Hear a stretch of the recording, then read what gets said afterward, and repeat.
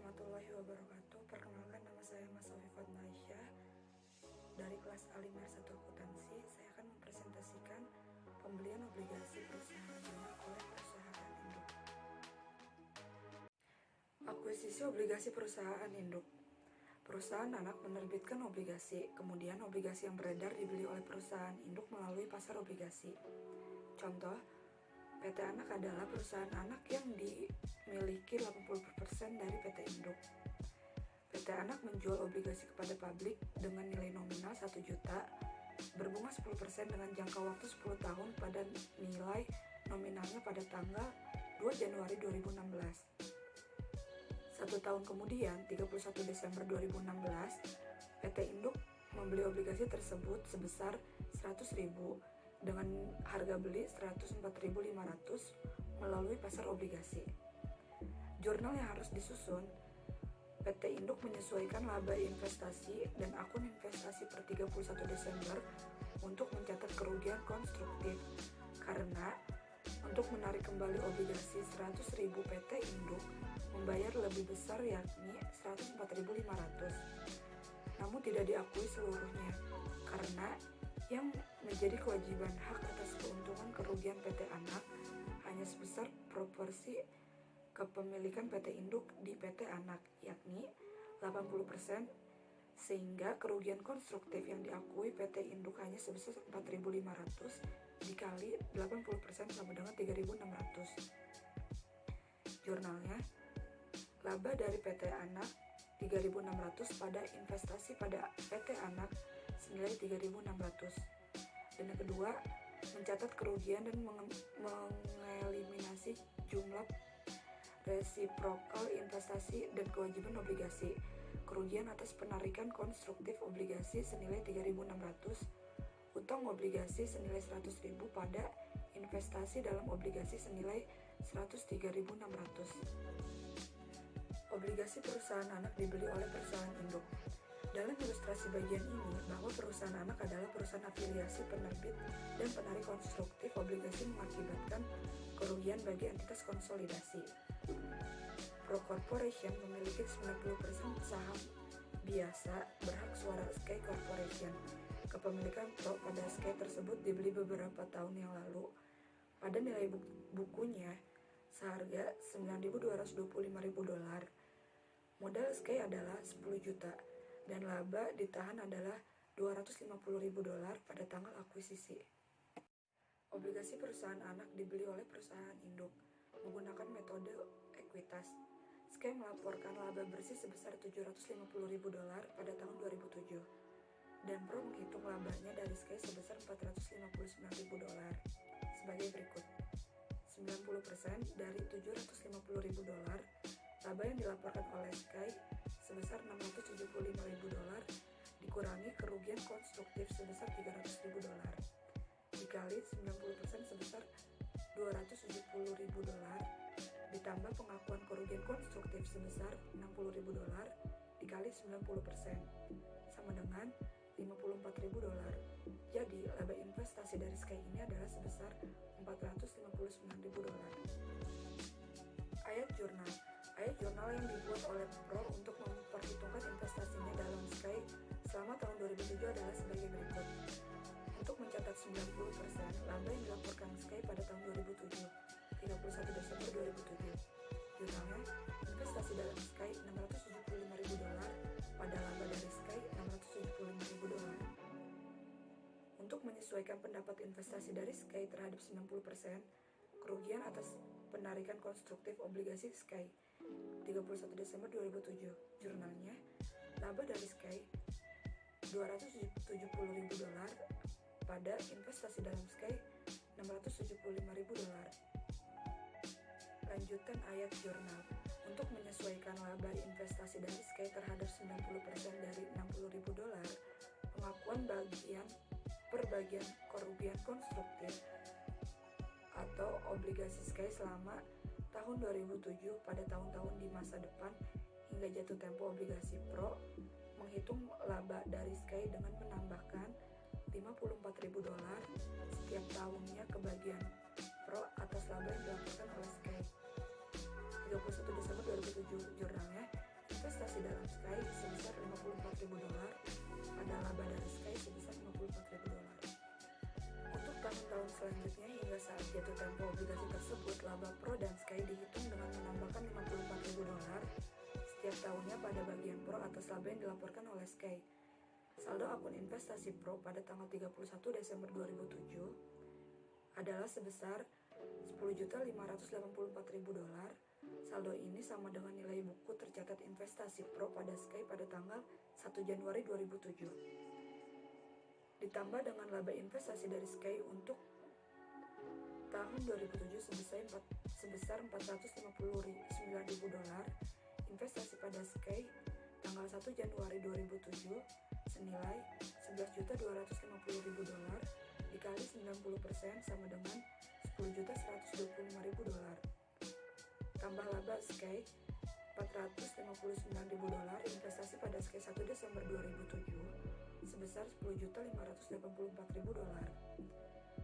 Kerugian konstruktif sebesar $300.000 atas obligasi antar perusahaan tampak dalam laporan laba rugi konsolidasi untuk tahun 2007 karena obligasi Sky dengan nilai nominal $5 juta telah ditarik secara konstruktif, maka neraca konsolidasi menunjukkan utang obligasi sebesar $5 juta dan disagio atas obligasi sebesar $120.000 berhubungan dengan obligasi yang dimiliki oleh pihak luar entitas yang dikonsolidasikan. Pembelian konsolidasi atas transaksi pembelian obligasi perusahaan induk oleh perusahaan anak.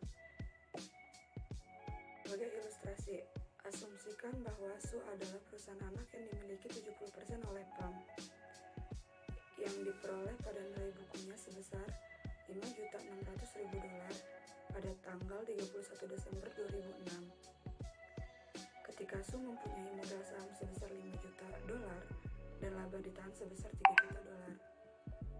Pada tanggal 1 Januari 2008, PAM mempunyai obligasi 10% dengan nilai nominal $10 juta yang beredar dengan premi yang belum diamortisasi sebesar $100.000. Pada tanggal yang sama, SU Company membeli obligasi dengan nilai nominal $1 juta seharga $950.000 dari piutang investasi. Pembelian ini mengakibatkan penarikan konstruktif atas obligasi 10% PAM dan keuntungan konstruktif sebesar $60.000 yang dihitung sebagai berikut. Nilai buku obligasi yang dibeli senilai $1.010.000 dengan harga beli $950.000. Keuntungan konstruktif atas penarikan obligasi senilai $60.000. Satu-satunya ayat jurnal yang dibuat oleh SU ketika membeli obligasi PAM adalah investasi dalam obligasi PAM $950.000 pada kas $950.000.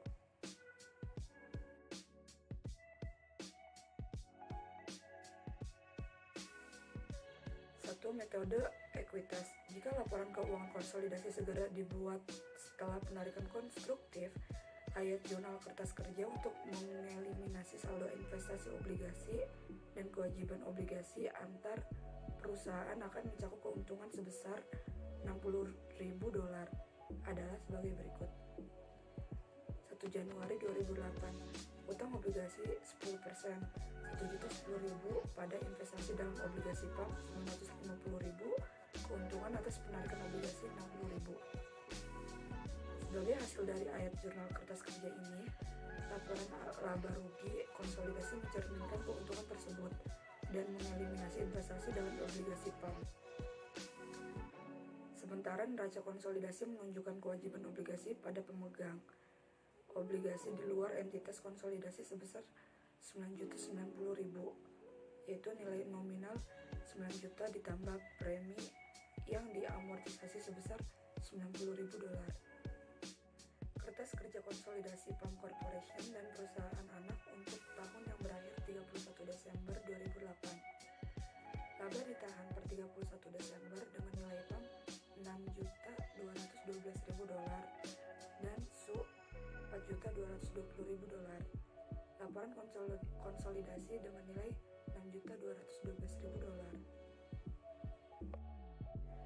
yang dilaporkan oleh Su untuk setiap tahun dari keempat tahun tersebut. PAM membuat ayat jurnal berikut untuk menyesuaikan labanya dari Su bagi pengakuan bagian per bagian atas keuntungan konstruktif tersebut. Laba dari Su 12.000 pada investasi dalam Su 12.000 pada tanggal 1 Januari 2013, yaitu tanggal jatuh tempo obligasi. Seluruh jumlah keuntungan konstruktif harus telah diakui dan akun investasi PAM dalam Su akan sama dengan 70% ekuitas Su. Ayat jurnal kertas kerja untuk mengonsolidasikan laporan keuangan PAM Corporation dan perusahaan anak untuk tahun 2008 adalah sebagai berikut. A. Utang obligasi 10% 1.080.000 pada keuntungan atas penarikan obligasi 48.000, investasi dalam obligasi PAM 960.000. Yang B. Pendapatan bunga 110.000 pada beban bunga 98.000, keuntungan atas penarikan obligasi 12.000. C. Laba dan Su 202.000 pada investasi dalam Su 202.000. Beban hak minoritas 66.000 pada hak minoritas 66.000. Dan E. Laba ditahan Su 4 juta, saham biasa Su 5 juta, pada investasi dalam Su 6.300.000 dan hak minoritas 1 Januari 2008 2.700.000. Dan yang F. Utang bunga 50.000 pada piutang bunga 50.000. Ayat jurnal kertas kerja yang pertama mengeliminasi kewajiban obligasi 10% PAM serta investasi obligasi Su dan juga mencatat keuntungan atas penarikan obligasi sebesar $48.000. Jumlah $48.000 ini adalah bagian dari keuntungan konstruktif yang belum diakui sebesar $60.000 pada pembukuan terpisah PAM dan Su per 31 Desember 2008. Ayat jurnal B mengeliminasi jumlah resiprokal beban bunga dan pendapatan bunga. Perbedaan antara beban bunga dan pendapatan bunga merupakan bagian keuntungan konstruktif yang telah diakui pada pembukuan terpisah PAM dan Su melalui amortisasi pada tahun 2008. Jumlah perbedaan ini adalah $12.000 dan apabila dikredit ke keuntungan atas penarikan obligasi, hal ini akan membuat keuntungan menjadi sebesar nilai awalnya, yaitu $60.000 seperti telah dijelaskan sebelumnya. Jika ayat jurnal A dan B digabung, keuntungan konstruktif akan dicantumkan dalam kertas kerja sebagai jumlah tunggal. Ayat jurnal F pada kertas kerja konsolidasi mengeliminasi jurnal resiprokal utang bunga dan piutang bunga atas obligasi antar perusahaan. Hal ini menyebabkan utang bunga pada neraca konsolidasi sebesar $450.000, yakni nominal utang bunga untuk setengah tahun atas obligasi yang dimiliki oleh pihak luar dari entitas konsolidasi yang bernilai nominal $9 juta. Perhatikan bahwa perhitungan hak minoritas tidak dipengaruhi oleh kepemilikan obligasi antar perusahaan. Hal ini disebabkan karena PAM yang menerbitkan obligasi dan seluruh jumlah keuntungan konstruktif dibebankan ke perusahaan penerbit. Pada tahun-tahun berikutnya sehingga obligasi antar perusahaan telah ditarik, PAM dan Su akan tetap mencatat obligasi tersebut pada pembukuan terpisah dikurangi laporan beban bunga atau PAM sebesar $98.000 dan pendapatan bunga Su sebesar $110.000. Perbedaan sebesar $12.000 diakui pada pembukuan terpisah PAM sebagai penyesuaian pendapatan investasi. Laporan keuangan konsolidasi untuk tahun 2009 hingga 2012 mengeliminasi saldo-saldo yang berhubungan pada pembukuan terpisah PAM dan Su. Ayat jurnal penyesuaian dan eliminasi tunggal dalam kertas kerja konsolidasi tahun 2009 yang berhubungan dengan obligasi-obligasi antar perusahaan adalah pendapatan bunga 110.000, utang bunga 50.000, utang obligasi 10% 1.006.000, pada beban bunga 98.000, piutang bunga 50.000, investasi dalam obligasi PAM 970.000, investasi dalam Su 48.000.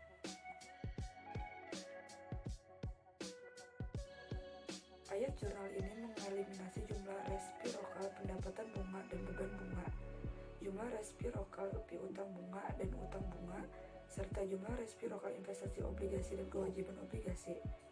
Sisa perbedaan sebesar $48.000 dikreditkan ke akun investasi dalam SU. Untuk menetapkan resiprositas antara investasi PAM dan dalam SU dan akun ekuitas SU pada awal tahun 2009. Hal ini diperlukan karena PAM meningkatkan akun investasinya pada tahun 2008 ketika PAM menyesuaikan akun pendapatan investasinya terhadap keuntungan konstruktif. Dengan kata lain, akun investasi PAM dalam SU melebihi nilai buku tercatatnya pada SU sebesar $48.000 pada tanggal 31 Desember 2008. Ayat Jurnal Kertas Kerja tahun 2009 untuk SU dan dicantumkan dalam kertas kerja konsolidasi sebelum jumlah resiprokal investasi dan ekuitas dieliminasi. Penyesuaian kertas kerja yang lama juga diperlukan pada tahun 2010, 2011, dan 2012. Sebagai contoh, kertas kerja konsolidasi mengkreditkan akun investasi dalam SU sebesar $36.000 pada tahun 2010, $24.000 pada tahun 2011, dan $12.000 pada tahun 2012. Mungkin cukup sekian presentasi dari saya, kurang dan lebihnya mohon maaf. Wassalamualaikum warahmatullahi wabarakatuh.